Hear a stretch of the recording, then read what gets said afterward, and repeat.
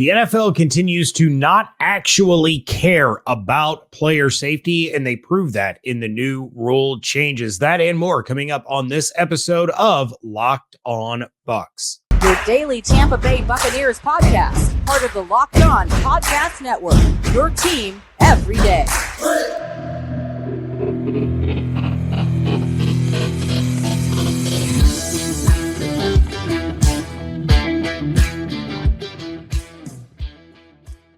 What's up, and welcome to the Locked On Bucs podcast, part of the Locked On Podcast Network, your team every day. This is your daily podcast covering the Tampa Bay Buccaneers, so be sure to subscribe or follow for free on YouTube and wherever you listen to podcasts, so you always get the latest episodes when they drop.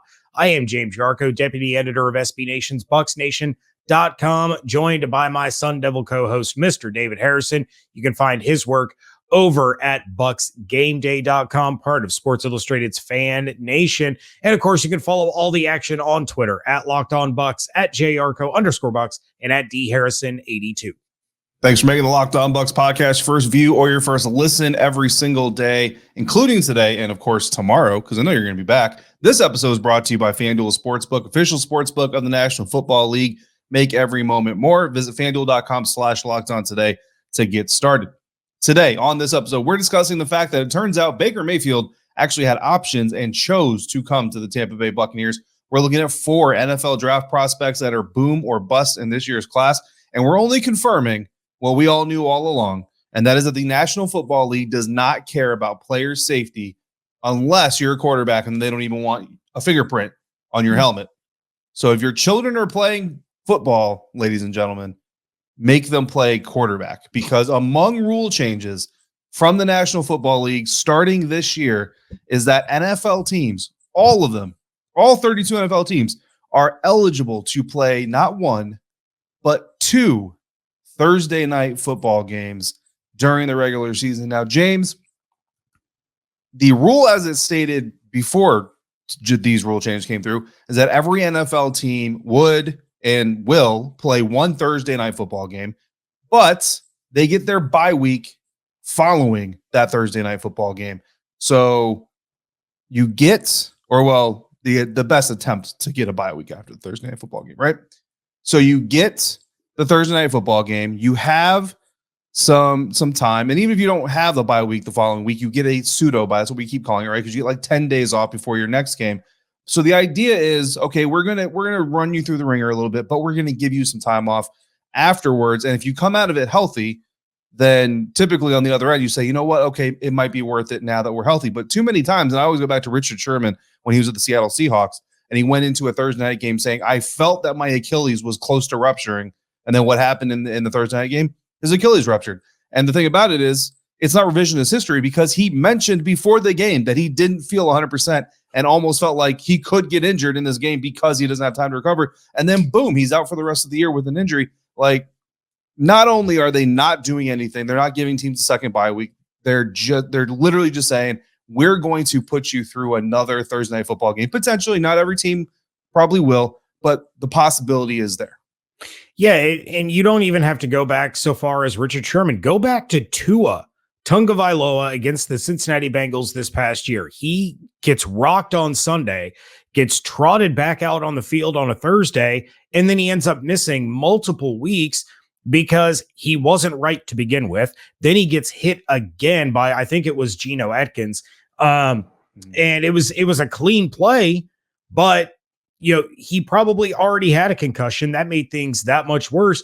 And the simple fact of the matter is, if the NFL actually gave a crap about these players and about player safety, and they weren't just using it as a talking point to try to make themselves sound good, there would be no Thursday night football, because these guys go through so much on game days that then they have to turn around. They get no rest. They're right back to practice the next day. Most of these teams just do a walkthrough practice all week long because they're so beat up, and they have to go out there and play on Thursday night football. But what matters to the NFL?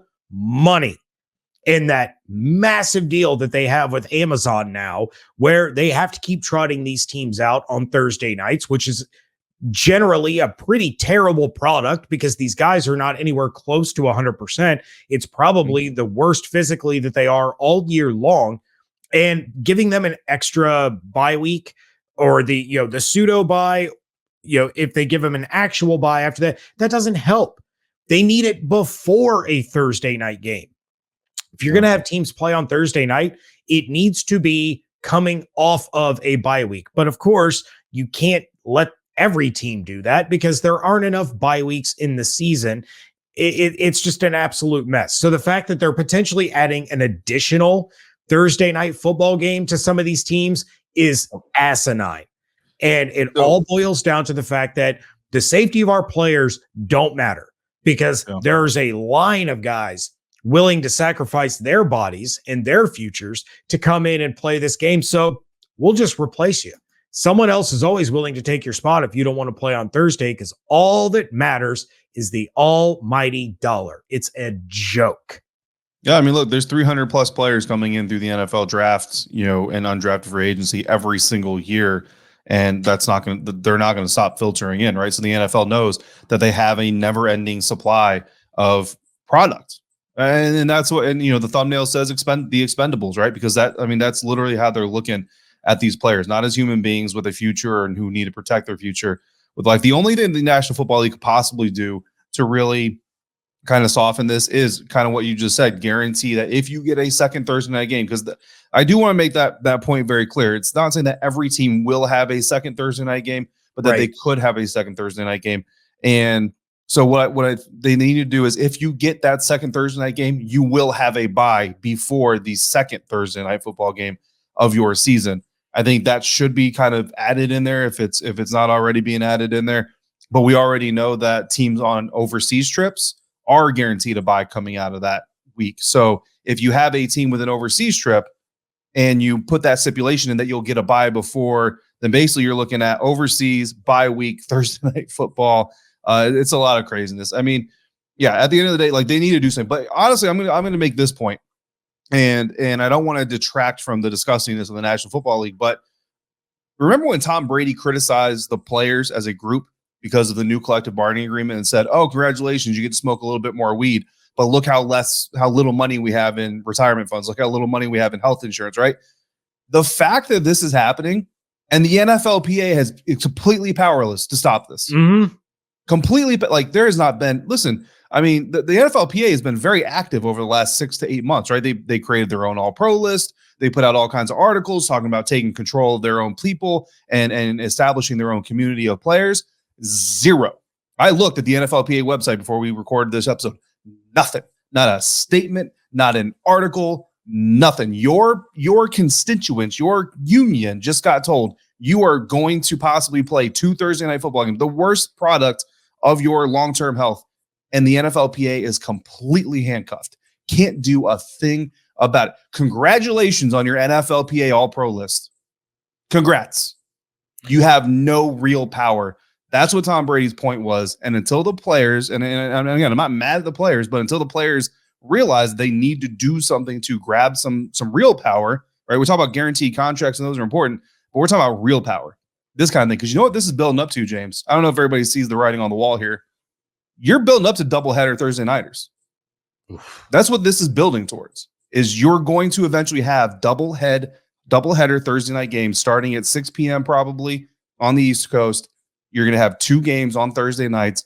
Both of them are going to be streamed, forcing you to buy an Amazon Prime, whatever, subscription, which hopefully you're like us and you can write that off as a business expense. But if you're not, you're just going to pay for it, and that's going to be it. But that's what this is headed for. Is if this doesn't completely ruin football 3 years from now, doubleheader Thursday nighters, probably one on Amazon and one on Hulu Live. You got to buy them both. That's what this is going to come to. Well, and not only that, but this could be leading towards the next CBA negotiations. We're going to look at a full-blown strike. We are going to end up missing an entire NFL season because now I think the players are starting to realize what Tom Brady said was accurate. Oh. And that, you got a little bit on your end, but who won this negotiation? It sure as heck wasn't the players, because now, all the power lies in the hands of the owners, and they get to make these ridiculous rules that they also get to profit off of, because if they're hosting a Thursday night football game, guess what? All the eyes are on them. They're getting that ad revenue. But hey, thank goodness that the players can start wearing the number 0, because receivers can wear single digits, right? Yeah, that's Look, important. We got through one rule change here. There's a lot of other rule changes. We've got some other ones that we want to talk about. We're going to have to save them for our next episode. So we will come back tomorrow and talk about more rule changes. Some of them not as infuriating as this one. But coming up next, we're going to talk about 4 new players that are about to enter the National Football League that maybe can be part of the generation that finally changes some of these things. And we're going to do that here on today's episode of Locked On Bucs, part of Locked On Podcast Network, your team every single day. And we're going to do so thanks to our friends over at FanDuel. Today's episode of Locked On Bucs is brought to you by FanDuel, the #1 sports book in America. New customers, you get a no-sweat first bet up to $1,000 in bonus bets back if your first bet doesn't win, just in time to get some skin in the game in the final stages of the NCAA basketball tournaments. Just download the FanDuel Sports app. It's safe, secure, and super easy to use. And then you can bet on everything from money lines to points scored, 3 drains, and you can put money on who you think is going to be cutting down those nets. Plus, FanDuel even lets you combine your bets for chances at bigger payouts with same-game parlays. So don't miss your chance at that. Don't miss your chance at a no-sweat first bet up to $1,000 in bonus bets back if your first bet doesn't win. Just go to FanDuel.com/lockedon. That's FanDuel.com/lockedon to learn more. Make every moment more with FanDuel, official sports betting partner of the National Football League.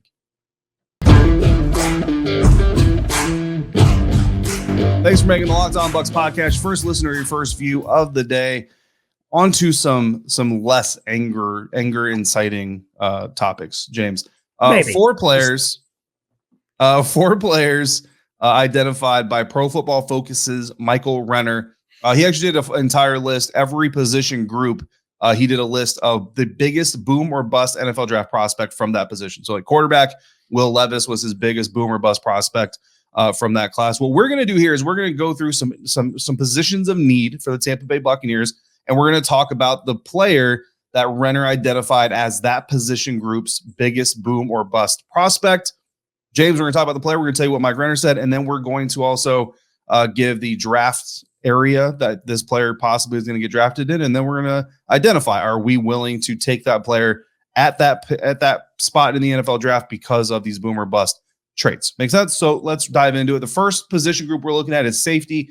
Antoine Winfield Jr. right now. Co-starting safety is Nolan Turner, who no shade to Mr.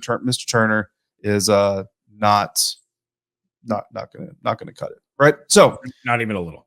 The biggest boom or bust prospect from the safety group, according to Renner, is Texas A&M safety Antonio Johnson Jr. And James, he is projected right now to be drafted in the 2nd round, so early part of day 2 of the NFL draft. Renner writes, quote, Johnson is listed as a safety, but in actuality, he was almost exclusively a slot in college. In 3 seasons with the Aggies, Johnson played all of 2 games as a traditional safety. It's just worrisome how he'll fare if asked to play a more versatile role when most of his high-end plays are around the line of scrimmage, end quote. Now, the good news there about Johnson, according to Renner, is the Buccaneers also need a slot defender, right? You could use a slot defender, sure. You could use that safety to play alongside Antoine Winfield Jr. And if this safety just so happens to need to play closer to the line of scrimmage, you can do that too. That's kind of the role that Jordan Whitehead and Mike Edwards filled over the last 3 years. So some of that fits what the Buccaneers might need. Some of it certainly sounds a little bit concerning because you don't have the versatility and range that we know Todd Bowles likes to have in the secondary. 2nd round, early part of day 1, James Yarko, are you willing to take a risk on Antonio Johnson Jr.? I'm not. And it's strictly based on the fact that there's going to be quite a few safeties that are going to be available in round 2, right? And everybody knows that I'm going to talk about Sidney Brown. It's not that Sidney Brown doesn't have his shortcomings, but he is better suited for a Todd Bowles style defense than Antonio Johnson Jr. is. So why would you take that risk when you have other safeties to choose from that are going to fit what your team does better? So it's not a matter of me thinking that Johnson is going to fail. It's just a matter of, he's boom or bust in the terms of his versatility, and Todd Bowles has to have versatility out of his safeties in that scheme. So he's just not a scheme fit for the Tampa Bay Buccaneers. So why would you waste a pick taking him? Yeah, certainly makes sense. I mean, there's plenty of safeties, and honestly, a lot of these safeties we talked about here on the program, they're big nickels or they're box safety types. So the good news is, if you're a team that needs kind of that guy, you can take plenty of them and don't pigeonhole yourself into taking a singular box safety type guy early part of day 2 when you can find one really throughout the draft, like you said. Yeah, well, and now we're going to move on to offensive tackle, where Michael Renner names Maryland tackle Jalen Duncan as the biggest boom or bust player at the position. Now, his draft range is in the 3rd round, so still day 2. But Renner says, quote, Duncan looks like a high-end NFL tackle by the way he moves on a football field. The problem is he looks like an average college tackle once he has to actually engage blocks. He only earned a 61.6 overall grade this past season with 28 pressures allowed from 476 pass blocking snaps. He falls off blocks way too easily on tape, and who knows if that will ever get fixed. So, somebody that we have seen mocked to the Buccaneers a couple of times as a potential option on day 2 to help shore up the offensive tackle position. David, are you taking the chance on Jalen Duncan in the 3rd round? Just from what we're hearing in this, no, I'm not. Here's the thing about playing in the trenches. They're called the trenches for a reason, and it's because they're nasty. It's because they're brutal, and it's because they're overly physical. Like, you may not be running at a guy full speed every single snap, but you're literally hitting someone every single play of the game. There is not, if you play on the offensive or defensive line, there is not a single play where you're not hitting a dude. Now, sometimes defensive end, defense tackle, even maybe you drop off into coverage. Okay. But 88%, 94% of the time, you're hitting somebody. So if you don't just love hitting somebody, we got a problem. You know what I mean? And like Ryan Jensen, like, I'd rather have a dude that's going to get me 2 or 3 15-yard penalties a game than have a dude that's going to get me 2 or 3 sacks a game because of lack of effort and lack of desire to just manhandle someone. I don't remember where the original quote came from now after all these years, but we've heard it time and time again, right? The best thing about being an offensive lineman is taking a full-grown man and taking him from one spot and putting him in a different spot against his will. If Jalen Duncan does not have the desire to make another grown man, millionaire football player, go from spot A to spot B without wanting to, I don't want him on my team, especially as a 3rd-round pick, where I know I'm automatically going to have to develop him because we're talking about the desire to be coached, the desire to be better. And then once I get you on the field after that, the desire to do it rep in, rep out. If I have real questions about his desire to play this game, I'm not going to spend a 3rd-round pick on him.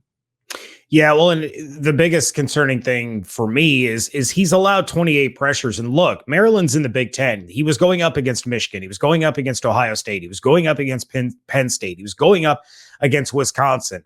So you can see he's facing NFL caliber talent, right?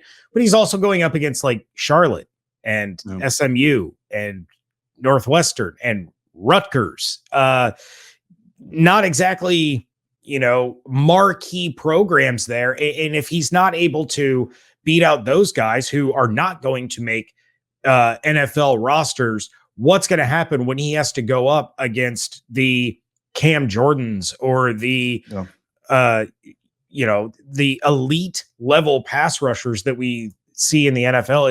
It's going to be real bad. I would not take a shot on him. Yeah, absolutely. So the next player we're going to talk to, it's another Jalen, also plays on the line, in the trenches, uber important. And this guy, James, has had a lot of press lately. And we are talking about Georgia defensive lineman Jalen Carter, which, to be quite honest with you, a month ago, I probably have been like, we're going to skip over this name because there's no point in even talking about it. But you know what? In today's world, the more and more this gets bad for Jalen Carter, the more and more it's possible. I don't think we're in likely territory yet, but it's possible that the Buccaneers could actually have a reach on this guy.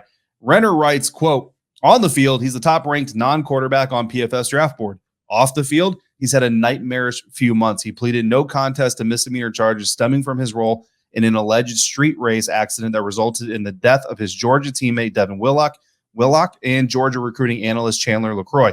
Months prior, he was cited for driving 90 miles per hour in a 45-mile-per-hour zone.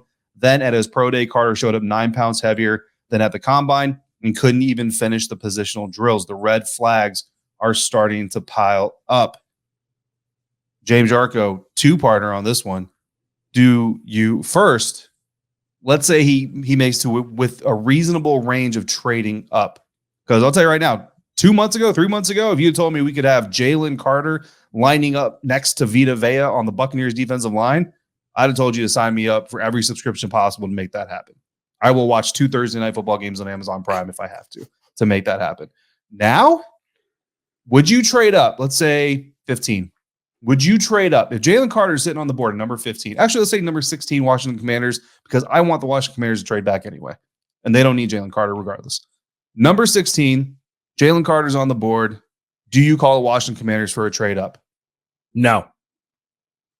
Do you pull the trigger on Jalen Carter at 19 if he's there? And that's, I don't even know if we're in that territory yet, but if he's there, do you take him at 19? I go back to the 1995 draft and a guy with some questionable off-field issues that kept dropping. And the Buccaneers took him, and he turned out to be one of the major pieces of the first Super Bowl. He's in the Hall of Fame. His name's Warren Sapp. I'm not saying Jalen Carter is going to be Warren Sapp. If he falls to 19, I'm strongly considering it. And the only reason I'm strongly considering it is because of the locker room that he would be joining. Now, no, Tom Brady is not still there. However, the remnants of Tom Brady are, not to mention the already established leaders that were in the locker room before Tom Brady joined. You have guys like Mike Evans, like Levante David, like Vita Vea, like Ryan Jensen, that you would hope could straighten this guy out and help him reach his potential and keep himself out of trouble. The other risk is, you give a guy who already shows questionable off-field decision-making more money, more freedom, more access. It could spell even more trouble. So it's a fine line. I would say that the Buccaneers are a strong enough locker room to take the shot on it, but I also wouldn't blame them for passing. Yeah, it's a hard one, man. I mean, it's a tough situation because guys can change, guys can learn. He's going to tell everybody that he's learning, but honestly, after what happened at the combine, you know what I mean? All that embarrassment, all that public attention, and then you come into your pro day overweight and you're not in condition, you're not conditioned enough to finish your own drills. That to me, like the driving, all that stuff is obviously important, but to me, that is the most important thing. Or that's not the most important. That's the most detrimental thing. All the eyes are on you. Everybody's waiting to see how you're performing now with all the stuff that's going on around you. And that's what you show up as. Like, to me, that does not speak well for your future as an NFL player, because that's one of the hardest things that these NFL guys go through is learning how to be a pro when you don't have your college nutritionists and coaches and trainers around you 24 hours a day telling you what to do. Yeah, well, somebody else that has a new shot at an NFL future is, of course, new Buccaneers quarterback Baker Mayfield. We are going to talk about the decision that he made coming up next here on Locked On Bucs, part of the Locked On Podcast Network, your team every day.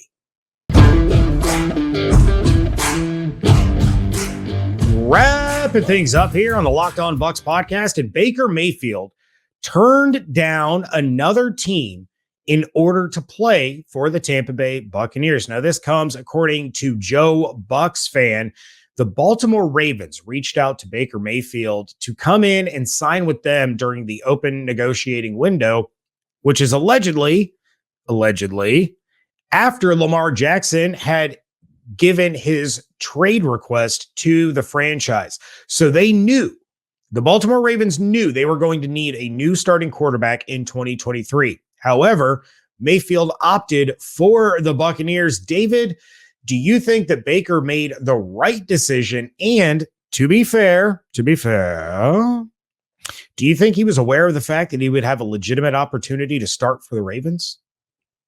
No, to the second part. Like, I don't know. I just can't imagine the Baltimore Ravens calling Baker Mayfield's agent and being like, "Hey, Lamar's not going to be here next year.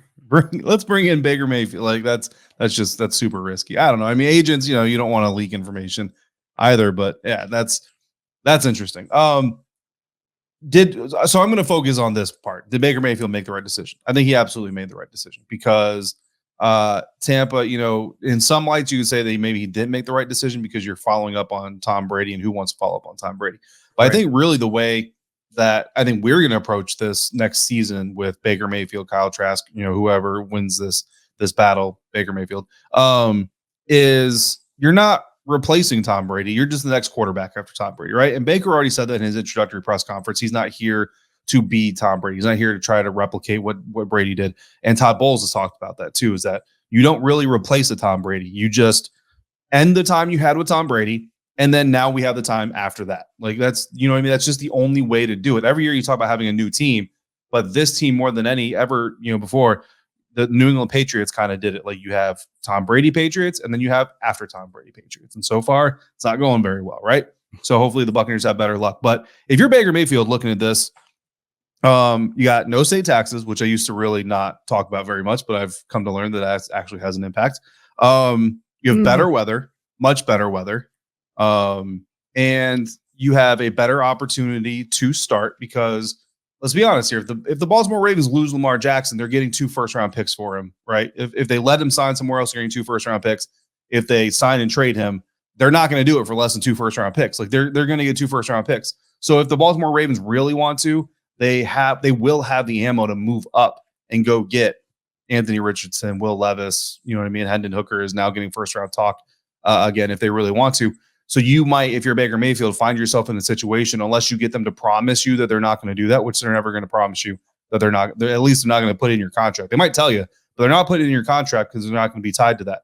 So no matter what, you're really kind of in that situation. With the Buccaneers, you're really looking at a team that doesn't have the ability to essentially go after a first-round quarterback from a draft capital standpoint and a need standpoint, and then you look at the rest of the league. And, Russell Gage, James might be a number 1 receiver with the Baltimore Ravens. So when you look at the weapons that are on this team, outside of Mark Andrews, the Buccaneers have better weapons across the board compared to Baltimore, and a better track record, honestly, of bringing weapons in for the offense than Baltimore does.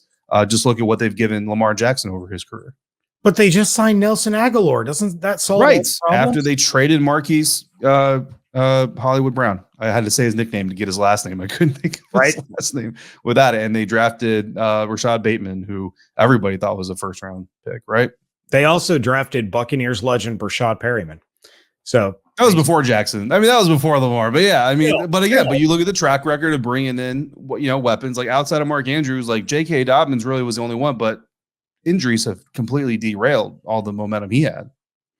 Well, again, this is coming from Joe Bucs fan. Quote, regarding Mayfield, we were told by a non-Bucs team executive that Tampa Bay absolutely knocked it out of the park with the Mayfield signing. The source was adamant that Mayfield at an inexpensive price for 1 year is a much better value and gamble than the Saints signing Derek Carr to a monstrous 3-year contract. End quote. David, who won the NFC South quarterback signing battle, Tampa or the New Orleans Saints? That's going to be all in the results, but I will agree with that non-Bucs team executive that signing Derek Carr to a massive 3-year deal is obviously a much bigger gamble than signing Baker to a 1-year deal. Because if Baker this isn't a situation where Baker comes in, balls out for 1 season. He's like, oh, well, Bucs, you should have signed me for 3 years when you had the chance. See ya. No, like this is like he's had non-supportive teams. He had a lot of recent non-success, and he's moved a lot. He's probably kind of sick of it. Like he'd probably like to start filming commercials in his home stadium again, but he doesn't have a home stadium long enough to set up a director. So if he balls out with Dave Canales and the Tampa Bay Buccaneers, the Buccaneers are obviously going to have a reason to want to keep him, and he would then obviously have a reason to want to stay. Not saying it would work out, you know what I mean? But also, let's not forget that if he does really, really well, we're talking like second, third round of the playoffs. Well, they always have the franchise tag, and we've seen because this team started with negative $100 million in salary cap and got above the salary cap with really minimal damage to the existing contracts that this thing can be done. So Mayfield would be wise to want to stay if he does well, and then you're investing probably a fairly large contract into a guy that you've now seen will work with you. we've seen what Derek Carr could do with the Raiders. That doesn't mean he's going to do anything with the Saints. And even if he does just as well with the Raiders, that doesn't put the Saints in the Super Bowl window either. Yeah, I had this conversation with Evan Klosky a couple of weeks ago that you take a look at the amount of money that Derek Carr got, the amount of money that Daniel Jones got, even the amount of money that Andy Dalton is getting in Carolina to be a backup there, or the money that Jameis Winston is getting. The Buccaneers end up, flirting with or contending for a wild card spot. Tampa absolutely wins the best quarterback signing of free agency because of how low the cost is. And again, as you pointed out, this could just be a bridge. Baker Mayfield could be the bridge guy to get you to your franchise quarterback in the draft next year. Maybe, if Lamar gets traded, he's only on a 1-year deal and you have a shot at him, or you have a shot at another free agent quarterback coming up. Or you just say, you know what? Baker did what he did for the Browns in 2019 and 2020, and we're going to keep him around a few more years because it worked real well with us here. So obviously it has to play out on the field, but, obviously other team executives took note that the Buccaneers did a great job in signing Baker and for what they signed him for, and Baker ultimately chose the Buccaneers. With that, we are going to get out of here. We want to thank you so much for making Locked On Bucs your first listen or view of the day. Now make your second listen Locked On NFL Scouting with the Draft Dudes. From free agency to the draft, salary cap management, and more. Join NFL experts Kyle Krabs and Joe Marino as they take you through what it's like to build a successful NFL franchise every Monday through Friday. Find Locked On NFL Scouting with the Draft Dudes wherever you get your podcasts and on YouTube. We will be back Friday with more rule change reactions. Again, not any that are going to make us as upset as the Thursday Night Football one. We're going to talk about some fun ones, actually. And of course, we will keep you up to date on the latest around the world of Buccaneers football. If you want to join in on the conversation, of course, you can join us live on YouTube. Make sure you subscribe so you can be part of the live chat. And of course, you can send us your questions, your thoughts, your topics, your concerns, your hopes, dreams, and fears to the email address lockedonbuckspodcast@gmail.com, or slide in the DMs on Twitter @lockedonbucks. Check out all of David's work over at bucksgameday.com. Check out my work over at bucksnation.com, and follow everything on Twitter @lockedonbucks, @jarco_bucks, and @dharrison82. Hope you all have an absolutely outstanding day. Stay safe, stay healthy, fire the cannons. We thank you so much for joining us right here on Locked On Bucs, part of the Locked On Podcast Network, your team every day.